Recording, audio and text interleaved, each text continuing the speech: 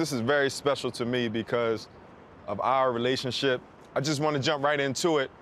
Looking at the Toronto Raptors basketball team, do you think they're like a formidable opponent for a championship run? I think what the coach has done for those guys is given them a lot of confidence, and especially Kyle. You know, I remember when Kyle was younger. You know, he was kind of thinking a lot opposed to just playing, especially with his jump shot and his offensive game. And Kyle came into his own, you know, and took the Toronto by storm. And it was more so his team that made him feel a little more comfortable. If you get that Kyle from the regular season into the playoffs, I think you knock off some of them top-tier teams. Yeah, I think they're formidable foes. If you look at what they've done over the last few years, what D. Casey did, he pretty much built them up into a respectable team here on the East Coast, because when everybody thinks about the East Coast, automatically think Cleveland, Cleveland, Cleveland because of LeBron. Now, granted, yes, they are a good team. He's a good player, but there are other good teams and players in this league as well, and I'm glad to see that Toronto has been there. They don't make it easy for Cleveland. You know, it's like they're a thorn in the side. So I see Toronto as that one young team, like, okay, we're going through our woes, but now they're coming into their own, and with D. Casey and the things that he's doing, I think they might have a chance. Toronto is getting a good feel from a Kyle Lowry standpoint. Mm-hmm. They see the toughness, they see what he brings, they see the attitude, they see the success. But Kyle Lowry came from somewhere. Yeah. Mm-hmm. The same place we came from. Right. That Philadephia basketball, that mentality, that attitude, can you explain some of that? Kyle brings that toughness to the Raptors, if you ask me, from that point guard standpoint. You know, he's a bulldog point guard. You know, he's gonna give you everything he got. He's scrappy. And at the end of the day, you know, if you're in the foxhole, he's going to be right there with you. Yep. And that's how we all are. That's that camaraderie that we had when we were coming up. Yeah. I think kids now have that sense of entitlement where Kyle was always the shorter guy. His intangibles are, you know, I mean, unbelievable. So adding with his intangibles on to his IQ with his offensive and defensive skill set, you know, now you have that Philly-bred, you know, kid. It's funny, we talk about Toronto, and Toronto's where you got drafted in '95, and you were saying how special that moment was for you. Yeah, Toronto will ever be, forever be, etched in my heart. When I was drafted, we had the draft up there in '95, and, you know, just seeing that whole city, that's the first time I ever been out the United States. And I specifically remember walking through the parking lot after the draft back to the hotel, like, yo, like, man, I'm in the league, yo. I finally made the NBA, fam, and I'm here. And that's a memory, like it just happened yesterday.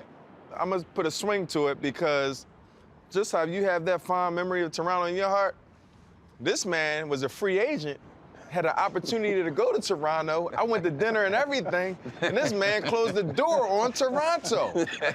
I don't think he knew what Toronto really had to offer at the time, and, you know, careers, whatever. But can you talk about that moment when you were a free agent and you had your opportunity? It wasn't as easy as you think for me to make that choice. Having a best friend in Toronto, being able to play with him, and I'm like, well, if I go there, there's Vince and Al's already there. What am I going to do there?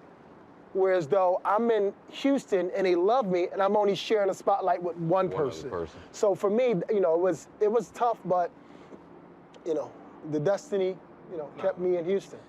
If you had a message to give to someone young now and their dream is to be in the NBA or be the best that they can be, what is something you'll tell them?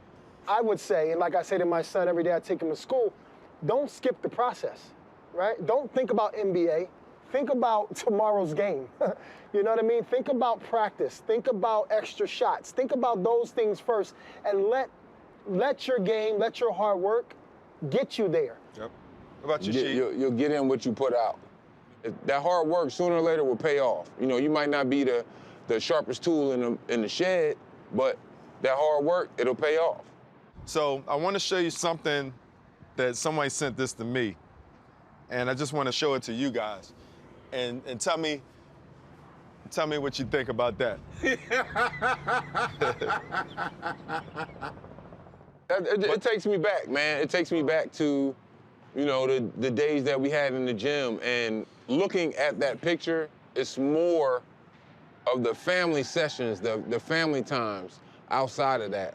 You know, going over to your house for barbecues, or, you know, we all going over to Kat's house, or going to my mom's house or Ty's house. Wherever we were all together, as you mentioned. And just that camaraderie, man, I think that's one of the biggest parts that I miss about it, and that's what brings it back to me, that nostalgia from that picture. The feeling I have of us just doing so much back then, it was honest, right? It was innocent, right? We just wanted to go to college. You know, we wanted to get out there, go to the college and have fun and see each other play on TV. We thought that was the coolest thing, you know? And I just, you know, I wouldn't change it for the world, man. You know, I wouldn't change it for the world. And to younger guys, younger kids now, it's just fall in love with it, right? Not what it gives you, but fall in love with it, right? Like, all the extra stuff outside of it, it's too superficial.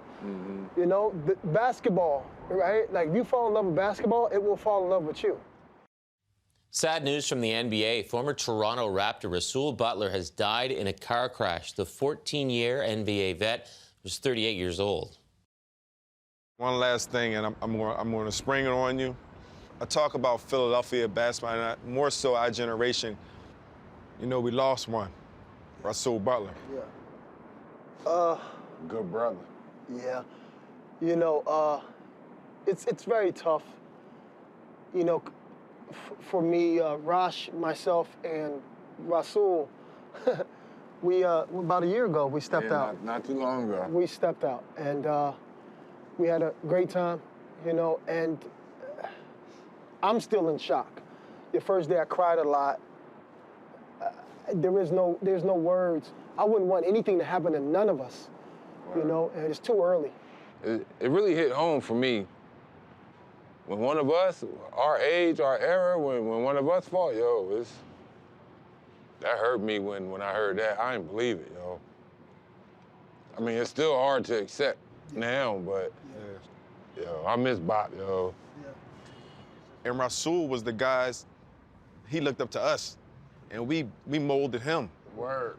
I just wanted to get your take on it, get your raw emotions. Y'all my brothers, man. Thanks again for taking the time out for me.